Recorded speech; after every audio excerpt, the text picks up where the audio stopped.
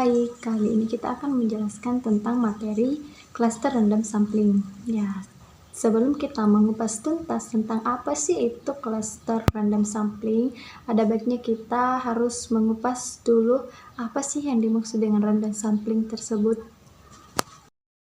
Nah, gimana? Random sampling itu merupakan sampel probabilitas yang mana setiap orang di semua populasi target mempunyai hak dan kesempatan yang sama untuk dipilih. Si random sampling ini dibutuhkan. Jadi teman-teman, mengapa random sampling ini dibutuhkan? Karena metode ini dapat menghasilkan sampel yang representatif. Jadi jangan lupa ya teman-teman bahwa pengambilan sampel yang baik sebaiknya kita menggunakan sampel secara acak. Di penelitian random sampling ini terbilang cukup populer yang disebabkan karena metode ini digunakan dalam penelitian ilmu sosial kuantitatif bahkan dalam penelitian ilmiah. Pada dasarnya, prinsip dari metode ini ialah menjadikan setiap zat individu untuk mempunyai peluang yang sama dalam sampel yang terpilih. Nah, teman-teman, adapun tipe-tipe random sampling ada 4 ya. Yang pertama itu simple random sampling, yang kedua itu stratified random sampling, yang ketiga itu cluster random sampling, dan terakhir itu adalah systematic random sampling. Yang akan kita bahas lebih lanjut itu yang ketiga. Nah, di mana kita akan membahasnya cluster random sampling.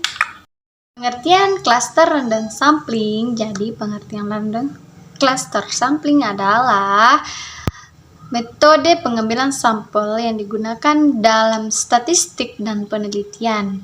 Dalam metode tersebut, populasi yang besar dibagi menjadi beberapa klaster atau kelompok yang seringkali berukuran seragam.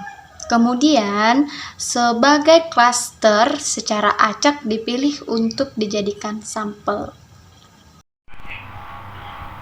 Kondisi populasi yang cocok diterapkan yaitu penelitian membutuhkan populasi yang luas dan bersifat heterogen atau beragam. Namun, keterbatasan tim yang tidak memungkinkan untuk melibatkan satu persatu individu, maka dipilihlah presentasi populasi berupa kelompok-kelompok berkarakter homogen, dengan kata lain menggunakan sampel cluster. Populasi statistika ini dibagi ke dalam beberapa cluster dan beberapa sampel acak pilih. Elemen-elemen dalam sampling cluster ada 3, yaitu populasi luar masing-masing dan tiap grup. Populasi luas dengan karakteristik umum beragam, namun di dalamnya mengandung kelompok-kelompok bersifat seragam. Dan kedua, masing-masing kelompok merupakan presentasi dari keseluruhan populasi. Ketiga, tiap grup memiliki jumlah anggota tetap dan eksklusif, yang dimana cara mengklasifikasikan yaitu berdasarkan para jumlah langkah-langkah yang mesti dilakukan untuk meraih sampel cluster. Yang kedua, melalui perwakilan tiap kelompok pada keseluruhan cluster. Jenis-jenis dan teknik pengambilan sampel cluster itu terdiri dari 3, yaitu one stage cluster sampling, two stage cluster sampling, dan multiplane cluster sampling. One stage cluster sampling yaitu populasi yang dipilih kemudian langsung dibagi dalam kelompok-kelompok peneliti, kemudian memiliki grup secara acak untuk menjadi perwakilan. Selanjutnya proses sampling pun langsung dimulai. Dan kedua, two stage cluster sampling adalah seluruh grup perwakilan terpilih, tidak semua anggota dimasukkan sebagai sampel, melainkan dilakukan kembali secara acak untuk memilih kembali atau dilakukan kembali secara acak untuk mendapatkan responden terbaik sebagai sampel peneliti. Dan yang ketiga, multiple cluster sampling, klasifikasi yang diterapkan untuk riset dan wilayah geografis yang cenderung banyak dan membentuk sebuah klaster yang lebih rumit. Saya akan lanjut, yaitu langkah-langkah cluster random sampling. Yang pertama itu tentukan sampel, dan kedua itu ciptakan dan evaluasi sumber sampling, dan ketiga itu tentukan kelompok, dan keempat itu pilih.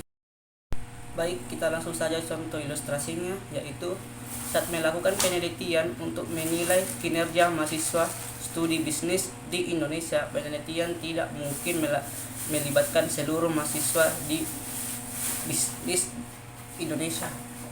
Sebagai alternatifnya, peneliti dapat menggunakan cluster sampling.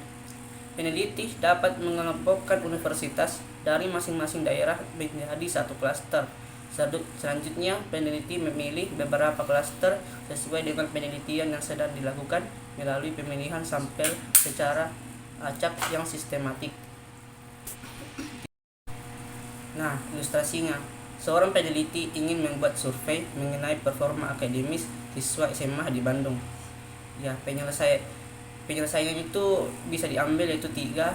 Peneliti dapat membagi populasi siswa SMA Bandung menjadi beberapa kelompok atau klaster berdasarkan kecamatan.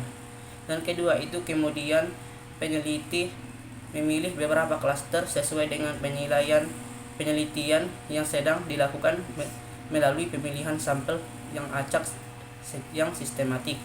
Dan ketiga yaitu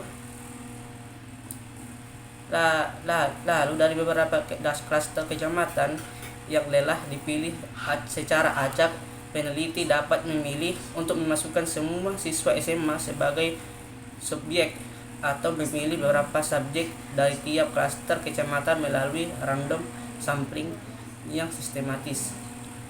Nah, Oke, tadi sudah dijelaskan tentang pengertian cluster random sampling, kondisi populasi cluster random sampling, elemen cluster random sampling, jenis dan teknik cluster random sampling, serta ilustrasi cluster random sampling. Selanjutnya saya akan membahas tentang kelemahan dan keunggulan cluster random sampling. Langsung saja kita bahas terlebih dahulu tentang kelemahan cluster random sampling. Kelemahan cluster random sampling ada 2. Yang pertama, ketidakcukupan data yang diperlukan. Bila elemen sampling tidak terpenuhi, maka teknik ini tidak dapat diterapkan. Problematika yang satu ini berbeda dengan mayoritas yang lain yang memiliki alternatif lain agar tidak bisa diaplikasikan. Dan yang kedua, presentasi human error cukup tinggi, terutama terhadap pembagian kelompok sampel. Namun di balik kelemahan tersebut, cluster random sampling memiliki keunggulan yang mendominasi. Yang pertama, efektif dan efisien, baik dari segi waktu dan anggaran biaya. Yang kedua, dapat mencakup populasi yang luas, jadi ruang lingkup penelitian lebih luas. Yang ketiga, minimalisir variabel yang membingungkan. Yang keempat, memiliki validitas eksternal yang tinggi. Bila prosedur pengembalian sampel dilakukan dengan tepat, akurasi hasilnya memiliki persentase yang tinggi. Jadi itulah kelemahan dan keunggulan dari cluster random sampling. Intinya adalah metode yang cukup layak untuk diterapkan, terutama untuk penelitian yang sesuai dengan kriteria pengaplikasian atau pembaca khusus untuk teknik tersebut. Itulah tadi pemaparan materi dari kelompok kami. Sekian dan terima kasih. Wassalamualaikum warahmatullahi wabarakatuh. Nah, gede nih dah nih. Pelan-pelan, tarik pelan. Capek ah. Capeknya aku malas betul. Bercanda.